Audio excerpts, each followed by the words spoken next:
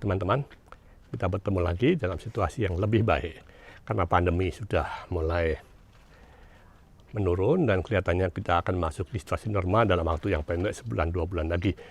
Semoga kita bisa melakukan aktivitas seperti sebelum terjadinya wabah COVID-19 ini. Nah, sekarang kita teruskan mengenai video kita yang terdahulu, di mana kita perkenalkan mengenai metode HIPPO, kemudian juga kita perkenalkan formulasi pupuk HIPPO yang luar biasa, dan juga kita perkenalkan varietas cabai rawit unggul Diana. Nah, itu bagaimana?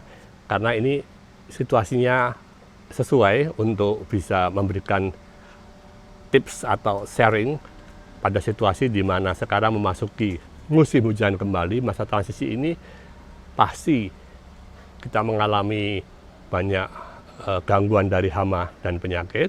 Dan kalau misalnya kita berada di lahan yang terdiri dari berbagai macam tanaman, karena metode HIPPO itu melakukan upaya tumpang sari, tidak monoculture, kita menanam berbagai macam tanaman sehingga bagaimana kita bisa mengatasi hama untuk keseluruhan tanaman, baik tanaman semusim maupun tanaman tahunan. Nah, di sini kita akan berbagi cara, tip dan sebagainya, termasuk juga berbagai peralatan yang bisa dipakai yang mungkin juga merupakan solusi dari permasalahan teman-teman. Misalnya semacam ini alat apa? Nah, nanti kita tunjukkan bagaimana alat seperti ini berguna. Ini tidak mahal dan bisa kita dapatkan di toko media. Saya tidak berjualan, tapi saya hanya memperkenalkan bahwa ada alat yang bisa kita dapatkan dengan harga murah dan bermanfaat buat kita sebagai petani. Dan nanti ada berbagai macam hal-hal yang bisa kita pelajari bersama, ya. Oke, mari kita lihat masuk ke berbagai tahapan. Pertama mungkin kita evaluasi, kita lihat apakah benar apa yang saya sampaikan ke teman-teman, baik bagaimana kita menanam di polybag, penyiapan media tanam, pemupukan, dan berbagai hal yang lainnya itu benar-benar bermanfaat dan itu bukan sesuatu yang mustahil, ya. Kemudian nanti baru kita secara bertahap memperkenalkan beberapa hal-hal yang bisa kita lakukan agar kita bisa memperoleh hasil yang maksimum dan kita juga bisa menjadi puas sebagai yang menanam, sebagai petani, sebagai pekebun, baik kecil maupun besar. Oke, mari kita tinjau, ya. Ciri khas dari budidaya HIPPO itu kita menanam berbagai macam tanaman dalam polybag dan ditanam secara padat, ya. Kalau kita lihat tanaman sayur kita ini, lobak, kelihatan daunnya juga besar, hijaunya juga menarik, maka menunjukkan bahwa pupuknya sangat baik untuk membangun daun-daunan, ya, bagus untuk daun-daunnya. Dan juga kalau kita lihat tanaman cabai kita, nah ini kita lihat bahwa buahnya besar-besar, ya. Demikian juga tunas bunganya, dan kemudian menjadi buah terus berlanjut. Jadi formula pupuknya cukup bisa kita andalkan untuk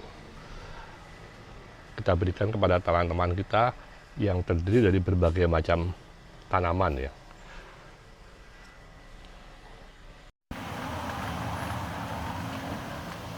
Lihat ini walaupun sudah berbuah, ya, tapi masih ada tumbuh tunas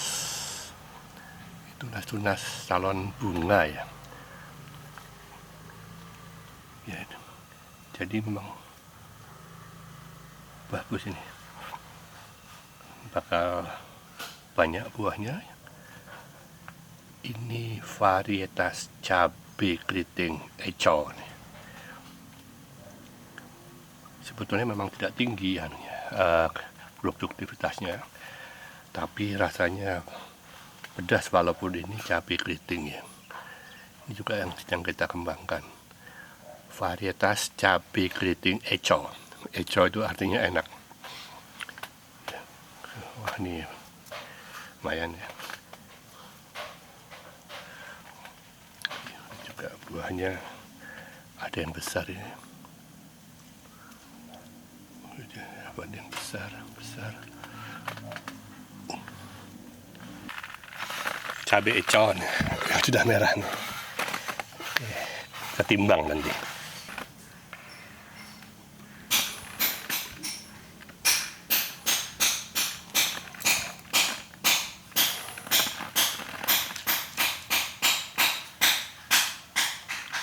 Nah, ini cabai keriting eco, cabai merah keriting eco, beratnya 5,49, 5,5, yang biasanya tidak sampai 4 gram, hanya sekitar 3,5 gram, sekarang bisa mencapai 5,5 gram. Nah, sekarang kita coba cabai rawit Diana.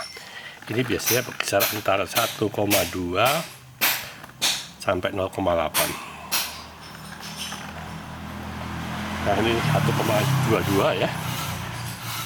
Memang warnanya agak kuning-kuningan. Biasanya warnanya kuning ini padat isinya nih. Coba kita lihat ini yang warnanya merah.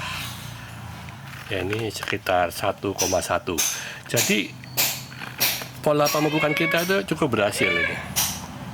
Nah, rata-rata di atas 1 ya. Ya, semuanya di atas 1. Jadi kita berhasil menaikkan bobot dari buah dengan pemupukan formula hipo ya. Cukup bagus ya. Di depan kita ini adalah bahan-bahan yang kita gunakan untuk meramu formulasi pupuk hipo ya. Sebetulnya hanya simple, kita hanya menggunakan 3 ramuan, yaitu kita menggunakan pupuk mutiara, kemudian urea dan Bisma PK. Nah, pada kali ini saya hanya ingin memberikan penjelasan mengenai Bisma PK. Bisma PK ini harus kita gunakan karena salah satu keunggulan dari Bisma PK selain dia juga merupakan pestisida yang kita perlukan saat ini karena banyak sekali hama dan penyakit yang harus kita tanggulangin. Bisma PK mampu untuk merangsang pertumbuhan tunas daun maupun tunas bunga secara bersamaan. Itu yang kita perlukan agar tanaman kita berbunga lebat dan nanti buahnya juga berbobot berat gitu ya. Nah, kalau melona ini memang kita perlukan apabila kita menanam pohon melon. Makanya namanya melona karena diperuntukkan untuk melon, di mana nanti banyak sekali penyakit-penyakit yang menyerang melon, terutama adalah mengenai fungia atau jamur-jamurnya yang merusak daun seperti embun tepung dan lain sebagainya ya. Nah, sedangkan lakat ini diperlukan karena saat ini sedang merajalela hama kutu kebul yang perlu kita berikan campuran lakat agar bisa membunuh atau mengatasi permasalahan dari kutu kebul yang sebetulnya sangat cepat sekali berkembang biak. Nah, dengan lakat ini maka pelindung dari hama kutu kebul itu terbuka, putih-putihnya itu hancur, dan pestisida yang kita gunakan apakah Bisma PK ataukah pestisida lain yang dari kimia ya, itu akan bekerja secara baik. Tapi yang penting bahwa Bisma PK ini adalah ramuan nabati atau organik yang masa efektifnya itu tidak lama, sehingga lebih baik kita jangan membeli banyak-banyak, beli aja sedikit, kemudian nanti kalau diperlukan lagi kita beli lagi, karena pembelian melalui toko online itu sangat cepat pengirimannya dan juga biayanya tidak terlalu tinggi ya. Jadi Bisma PK kita perlukan, tetapi jangan berlebihan membelinya. Beli di toko online karena banyak tersedia di sana. Anda bisa pilih yang paling dekat dengan daerah Anda ya. Nah, kita lihat bagaimana cabai rawit Ficus Diana ini responnya terhadap ketahanan penyakit ya, kita lihat sangat bagus. Daunnya masih tidak ada tanda-tanda keriting akibat serangan kutu-kutuan, aphids dan thrips, dan buahnya juga masih utuh, tidak diserang lalat buah ya. Memang hebat ketahanan terhadap penyakit. Nah, kita lihat di sampingnya ini pohon mawar, daunnya sudah berubah ke kuning-kuningan, ini indikasi diserang virus kuning gemini. Memang saat ini kutu kebul, kutu putih sangat merajalela. Nanti saya tunjukkan bagaimana kita menangani secara terintegrated ya. Nah, kita lihat alat buah juga bukan hal yang enteng ya, sangat mengancam pohon melon saya. Dan seperti misalnya kita perhatikan, nah ini cabai pedas Carolina Reaper, saya bungkus yang merah-merah ini. Kalau tidak nanti dia akan busuk akibat disuntik oleh lalat buah, di mana dia menempatkan telurnya di dalam cabai ini. Walaupun pedas, rupanya hangat buat lalat buah. Semuanya saya harus bungkus, kalau tidak akan ada yang lolos. Buah melon ini, walaupun masih sekecil ini sangat senang didatangi oleh lalat buah untuk meletakkan telur-telurnya ya. Pasti itu lalat buah yang betina. Kita perlu lindungi dengan plastik ya. Kita harus pilih yang plastik yang besar ya, karena nanti dia akan buahnya bisa besar. Keuntungan dari menggunakan perekat plastik seperti ini ya, kita bisa melindungi buah kita menggunakan kantong plastik yang kita peroleh dari pasaran yang bekas-bekas atau yang sudah tidak terpakai lagi, sehingga kita atur agak daun-daunnya ini bisa keluar ya. Kemudian kita kunci pakai alat ini sehingga hanya buahnya yang terlindung, dan kita memiliki tetap ruangan yang cukup besar untuk pembesaran nanti buahnya di dalam pelindung plastik tersebut. Oke, walaupun kita sudah pasang ini perangkap alat buah ya, wah ada satu masuk ya, kita tetap melindungi jambu air ini dari kemungkinan serangan lalat buah. Ini kan baru ditanam, kita belum lihat hasilnya, jadi kita ingin tahu bagaimana kualitas dari jambu airnya ini. Kita masukkan ke dalam plastik ya, kalau bisa plastik yang bening sehingga cahaya matahari masuk, karena tetap diperlukan oleh tanamannya.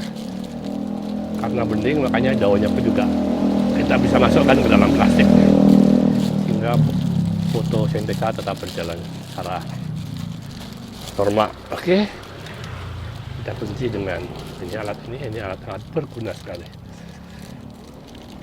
Oke, ini hanya modal baterai. Yes. Ya, bersata tutup sudah sulit untuk alat buah bisa masuk ke sini. Prinsipnya adalah hanya membakar plastik-plastik pencair sehingga plastiknya tertutup rapat. Ya harus kita selamatkan karena buahnya manis ya, enak sekali. Sehingga sayang kalau kemudian nanti tidak bisa matang. Dan juga daun-daun pohon jambu air ini sangat disenangi untuk berlindungnya itu kebul ya, seperti ini. Nah, kalau kita melakukan penanggulangan hama, jangan lupa bahwa kita harus melakukan upaya terpadu untuk juga menangani hama-hama yang bersembunyi yang di atas, seperti misalnya kutu putih atau kutu kebul. Biasanya kalau bagian bawahnya itu kita semprot dengan pestisida, mereka mencari tempat aman, dan mereka berada di pohon-pohon yang tinggi dan bersarang di sana, dan kemudian setelah beranak pinak mereka akan terus menyerang tanaman-tanaman kita yang ada di bawah ya. Ini plastik-plastik bekas seperti ini jangan dibuang sembarangan ya, karena akan mengotori ladang kita, dan juga tidak nyaman rasanya kalau di ladang kita banyak terbuang plastik-plastik seperti ini ya. Dan ini bisa kita gunakan kembali. Tadi seperti kita lihat, kita gunakan untuk pelindung lalat buah ya. Dan juga kalau memang sudah tidak terpakai lagi, terutama polybag yang sudah kita bongkar-bongkar, kita robek-robek, itu kita bisa jadikan sebagai bahan untuk membakar sampah kebun atau untuk kita gunakan untuk membakar sekam ya, yang nanti kita gunakan untuk pengisian polybag kita dan juga kita gunakan untuk mengusir hama di kebun kita, terutama untuk mengusir hama yang dalam skala luas, yang banyak sekali kita memiliki pohon-pohon yang besar, di mana sering hama-hama bersarang di atas pohon-pohon yang di luar jangkauan dari kita lakukan penyemprotan pestisidanya ya, dengan cara pengasapan ya. Itu teman-teman, saya akan tunjukkan satu perlengkapan yang merupakan favorit saya dan saya selalu tak melupakannya karena sungguh-sungguh bermanfaat, membuat kita lebih nyaman dan bekerja secara lebih keras, yaitu ini. Nah, ini buat plastik seperti ini, ringan, yang mudah dibawa, tapi sebetulnya ini adalah kursi ya.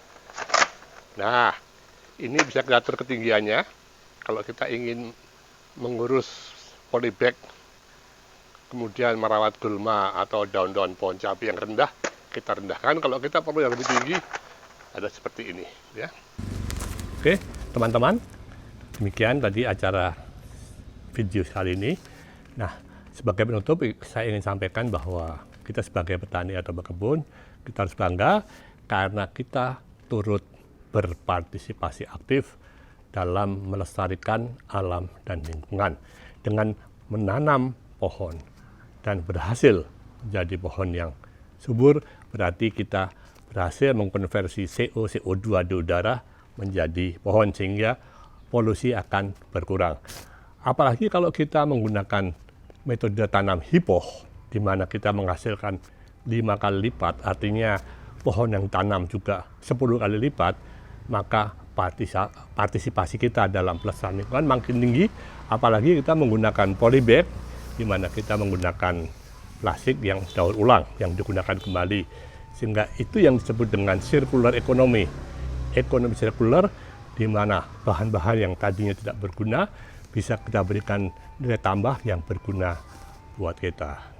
Dan juga jangan salah bahwa kita tidak apa-apa membakar plastik agar pada saatnya tidak tercecer di dalam kebun kita, karena plastik itu juga sama dengan tanaman, dia juga organik, kandungan juga CHO, kecuali PVC, pipa paralon, yang mengandung klorin ya. Dan itu bisa kita manfaatkan dalam menggantikan minyak tanah, membakar sampah-sampah menjadi kompos, atau kita gunakan, kita bakar bersama-sama dengan sekam padi untuk fungsi adalah membasmi hama-hama di kebun kita.